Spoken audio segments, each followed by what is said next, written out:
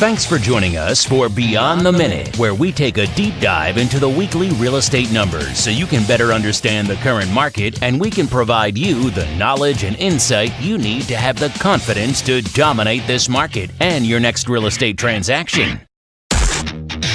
Welcome to the Monday Morning Market Minute. Single family inventory from South San Francisco to Redwood City right now is 189. That's a new 2019 peak for single family inventory. We had 52 homes come on the market and 41 homes go into contract. That's right in line with what we'd like to see week in and week out. Condominiums right now, 94 condominiums. That's up from 91 of last week, and also a 2019 peak in inventory for condominiums. We had 21 condominiums come on the market and 17 condominiums go into contract. That's a healthy number. It's slightly lower than last week's 18, but still a very healthy number. We also had 6 homes either expire, cancel, withdraw from the marketplace. And here's something interesting. 25 homes reduced their price. That is a new high for that category for 2019, beating a few weeks ago 18. So total from South San Francisco to Redwood City, single family homes and condominiums inventory is 283. That's up from 268 and obviously a new 2019 peak. And now, your hosts, with over 60 years of local Bay Area experience and hundreds of millions of dollars of closed real estate transactions, Timothy and Dan Gilmartin.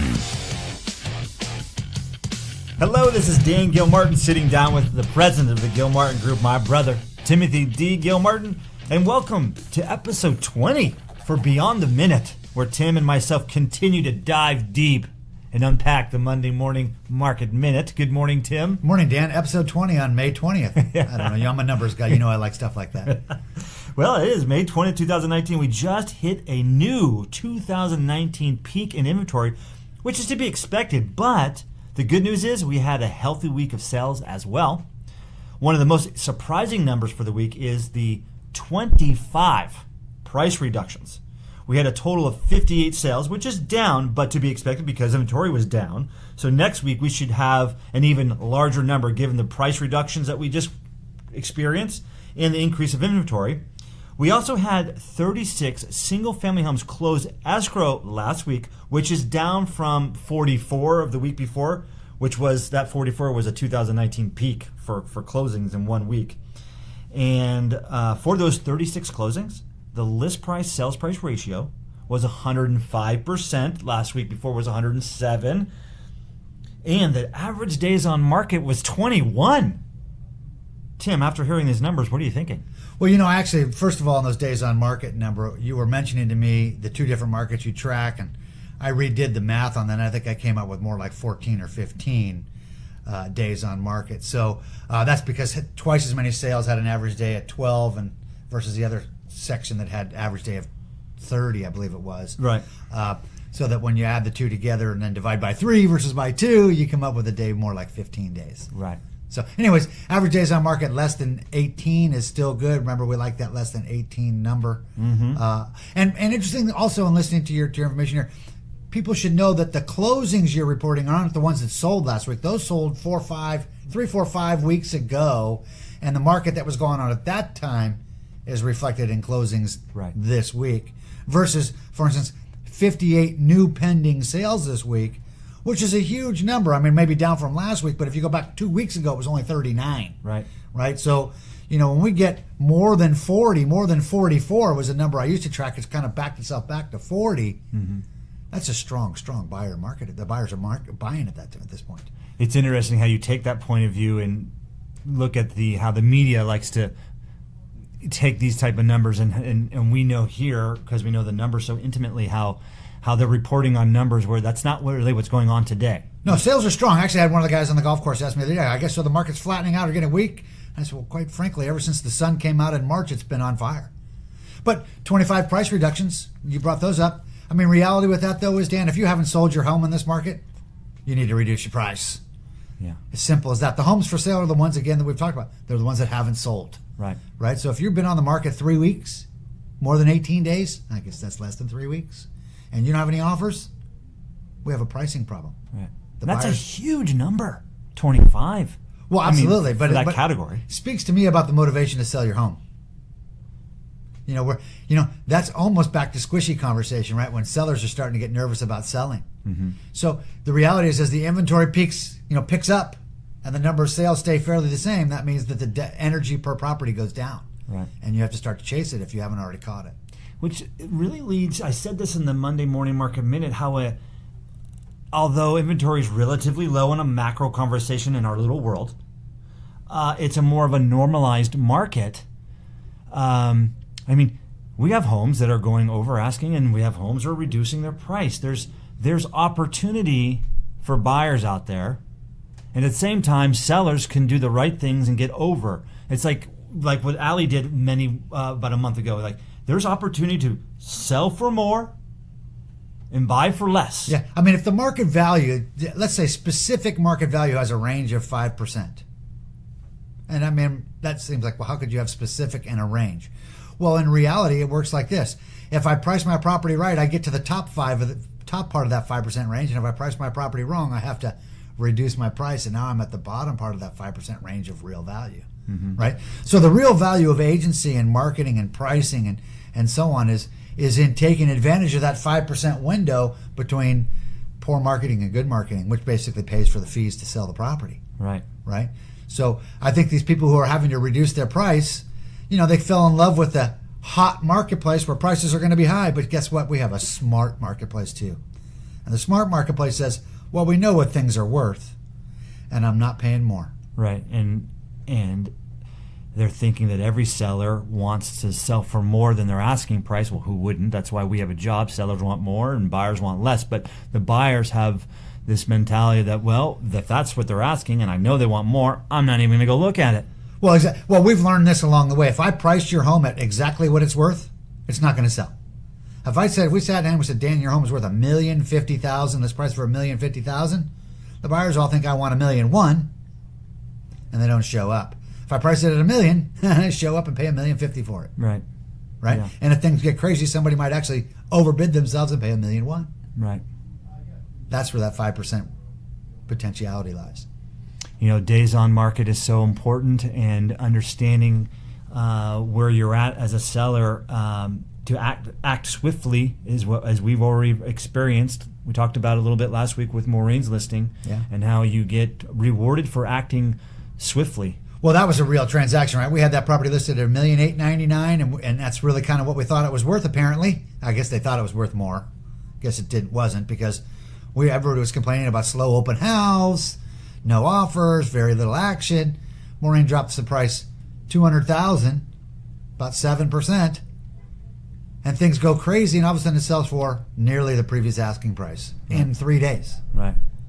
Let's open the curtain a little more and let our listeners know about our when we do rarely find ourselves in a situation where we're overpriced. Right.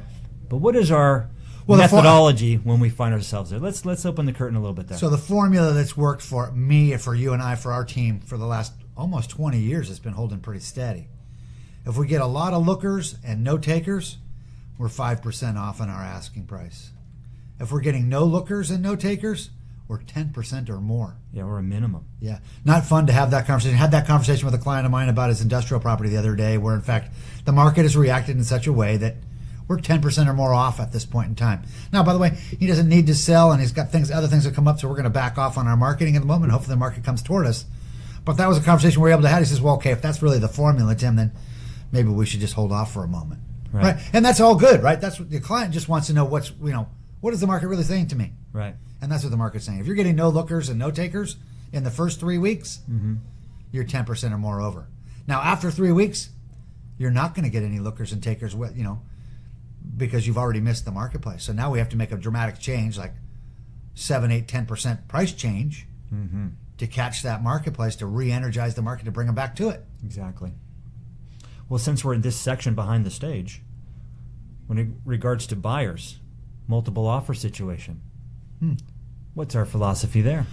I'm toying with that right now, because I have an offer to go out in San Francisco this week for a pair of flats, and there's already 4 offers. And the price per offer deal is all about the energy in the marketplace at that exact moment, right? Or actually at the week before's moment, because it's all built up energy. But you said something very, very key there. I want to make sure they heard that.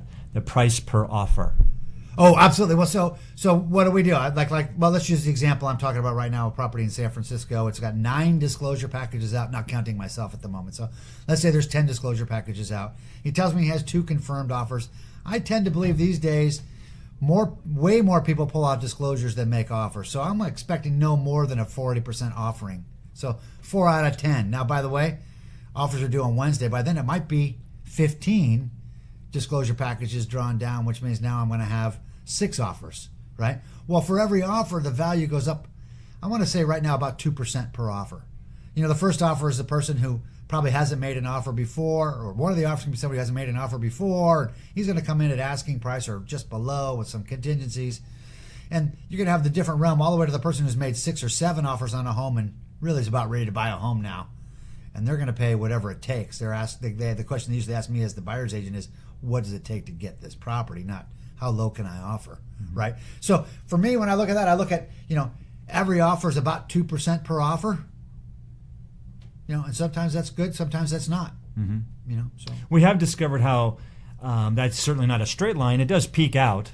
Right, and moreover, as long as you keep that in mind, if you play toward, if you're the 5th offer and you add 10%, you're likely to stay in the game if you're not the highest. And that's the point. Absolutely. You don't want to be kicked out of the game in the first round. I mean, if you really want to have the opportunity, you don't want to be that buyer who says, well, why didn't they just give me a chance? Yeah. I really missed that last year. I was trying to be a great buyer's agent for a shopping center here in town. We didn't get a second chance. And it was not, my buyer was not happy, but we missed it by $1 million. We were at $34 million. They wanted 35 or more. So 4 offers got counted over 35, but we didn't. Ouch. Yes, I'd say ouch for me. Shucks. Well, let's move on to that sold for what? Yeah, wow. So we have a home that closed escrow last week in San Mateo in Hayward Park. Great little spot. Last week we talked about a home in Sunnybrae. So jumping over the tracks, if you will, going over to Hayward Park. Lovely little original San Mateo neighborhood. Yeah, lovely little part of town. So we have it was a 2-bedroom, 1-bath home. 1,420 square feet, so good room size, on a 5,880 square foot lot. Zoned R1 or R2 over there? Good question. Zoning R1. Okay. Came out, list price was $1,388,800. So just under $1,000 a foot. Right. And sold in 6 days for $1,505,000. Huh? So what's that, about $1,050 a foot? About just under $1,060 a square foot. Sorry, I was doing that real quick. So, 2-bedroom, 1-bath, Hayward Park, $1,505,000. And that's interesting if you think we're just coming off buyer strategy conversation, and that last buyer, someone stepped up $5,000 more and won that. Yeah, that's probably exactly what happened to you there, right? Mm-hmm. Isn't that interesting how that plays out? Now, remember when we talked about peak price per square foot sales last year was at $1,130 a foot, and you're at $1,060. We're still 5% behind, 6% behind. So room to grow. There's room to grow. Because, by the way, Hayward Park's better than average neighborhood in San Mateo. Right. That was just a 2-bedroom. Right. 1-bath. Right. But room for expansion. Big lot. Big lot. Love those lots over there. Exactly. So interest rates still down? Down even more. Crazy. I mean, money continues to flood into our area, keeping the rates down, and nothing you can even do about it, right? Right. I mean, more conversation, the rhetoric with the tariffs and the trade war and whatnot, but the economy as a whole, there wasn't really any big news. But the economy is still, as far as we're firing on all cylinders. It seems, Stan. I mean, unemployment as low as it's ever been around here. Jobs, and all they keep talking about is more buildings and more jobs right now. And if the market stops this time, 10 years from now, it's going to be way stronger than it is today, even. I'm certain of that, because that seems to be what we do. Yeah. Any other questions you were getting out on the golf course other than some people are really thinking the market's flattening, and that's just the media. Yeah, and by the way, it does depend on where you are. Right. We happen to be in paradise real estate market, extraordinary real estate market. As you go east from here, each market east is losing strength at the moment. So where it was racing right at its peak, it seems to be leveling off at the moment. From what I'm hearing, I haven't actually had a personal conversation with any of my contacts out there to say, tell me the truth versus what I'm hearing on the edge. Right. But what I'm hearing on the edge is that the energy in the marketplace has waned a little bit over the last 60 days. Interesting. Wow. Okay, well, I think we just ran out of time. Oh, there you go. A lot of good information, though. Thank you, Tim, for doing all that research.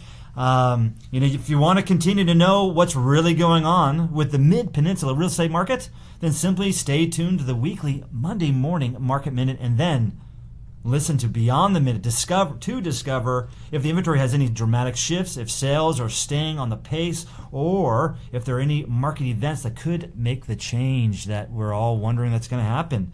Thank you again for listening, and if you have any questions, reach out to Tim or myself. Tim, or continue to go to our website too. That's thegilmartins.com, thegilmartins.com, thegilmartins.com.